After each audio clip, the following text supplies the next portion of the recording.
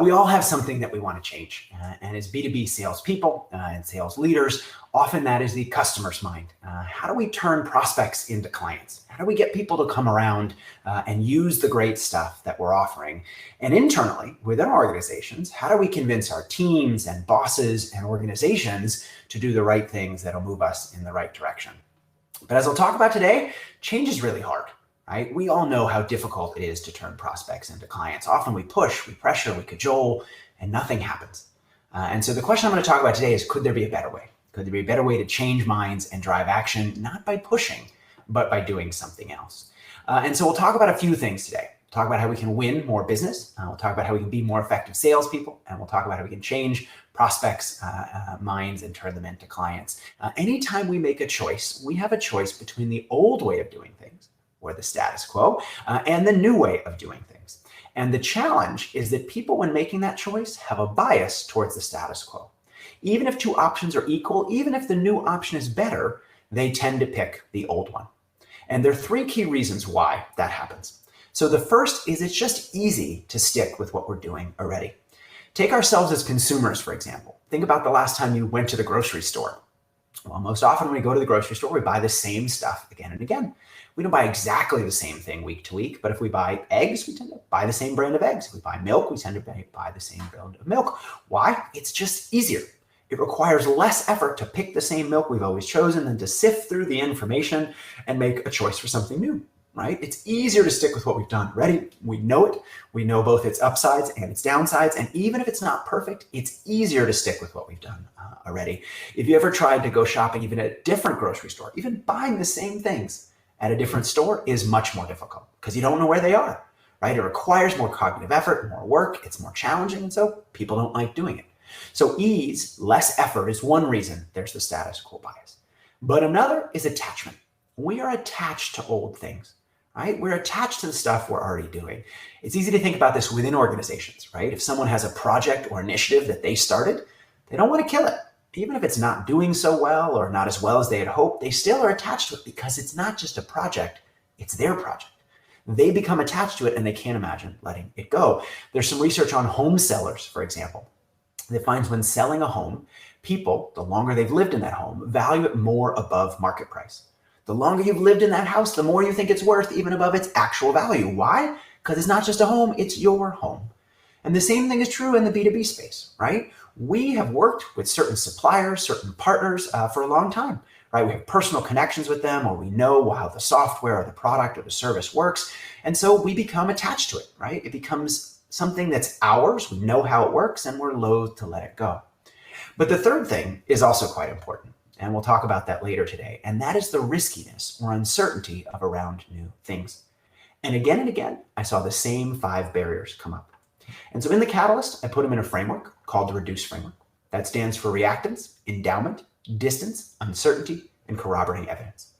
Each of these 5 barriers, each of these 5 obstacles comes up again and again when we are trying to create change. And notice though, great catalysts don't push harder. They do exactly what this word said. They reduce the roadblocks. Well, this is just one example of a much broader phenomenon, and that phenomenon is reactance. Very simply, when pushed, people push back. When pushed not to do something, like not eat Tide Pods, or when pushed to do something, like buy a certain service or product, people push back. They do the exact opposite of what we want them to do. And so to understand why, we've got to understand the science of reactance and how to reduce it. So let's dive into that. So first off, what is reactance? Well, at the core, reactance is about agency and control.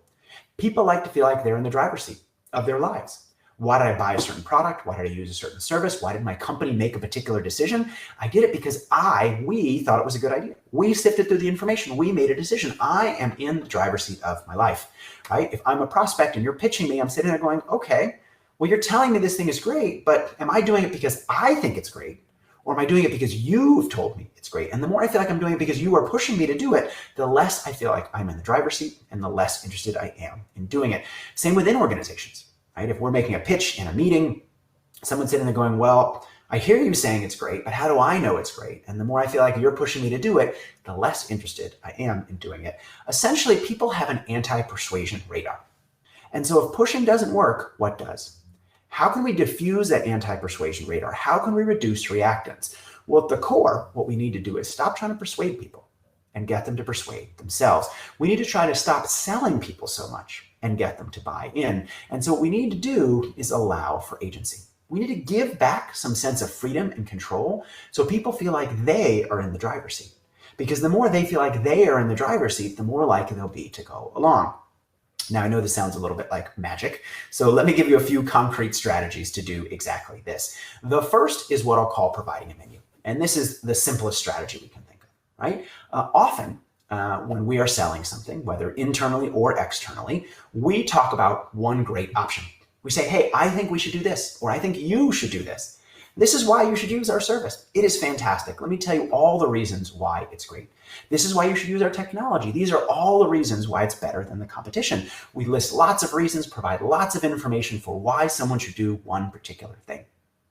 But as we talked about, we may be providing lots of great information, but what is that listener doing? They're sitting there counter-arguing. They're thinking about all the reasons why what we're saying won't necessarily work. Well, sure, you'd say this, but how do I know? And this will be this, and this is too expensive, and X won't work. And so they poke and prod the argument. How can we deal with this? Well, what great change agents, great salespeople often do is they don't give people one option. They give them a couple. They say, hey, I think you should do X or Y. Which one do you think is the best for your business? Which one do you think will fit best with what you need, right? They give people a choice.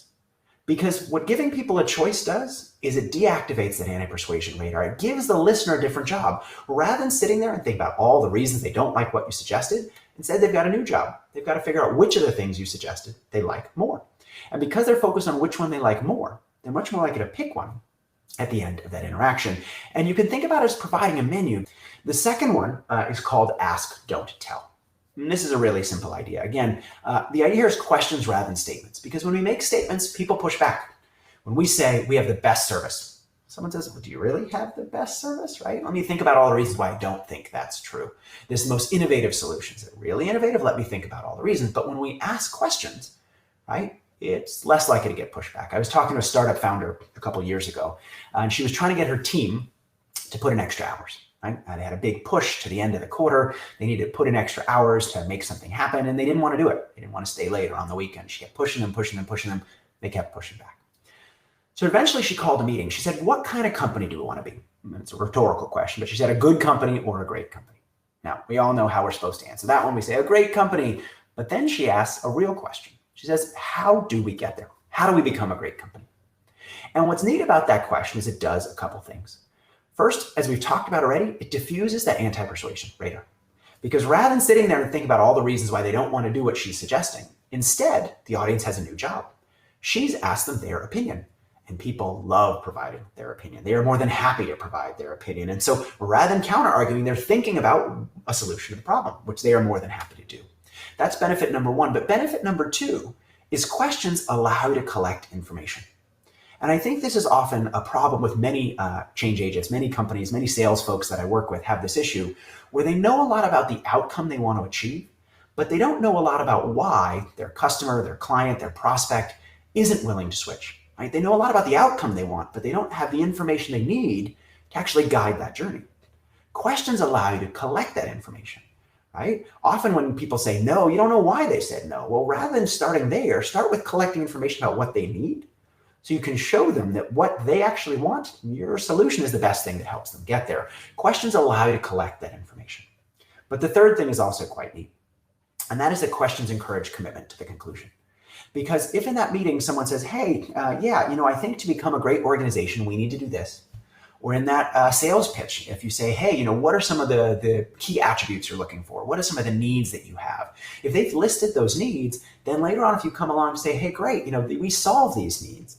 Or in this case, the example I was giving, right? She said, okay, great. You suggested we should do this to become a great company. We're going to do exactly that. It's a lot harder for someone to say no. Well, it turns out that people like their attitudes and their actions to line up. If I say I care about the environment, I better recycle. If I say I care about a certain sports team, I better watch their games.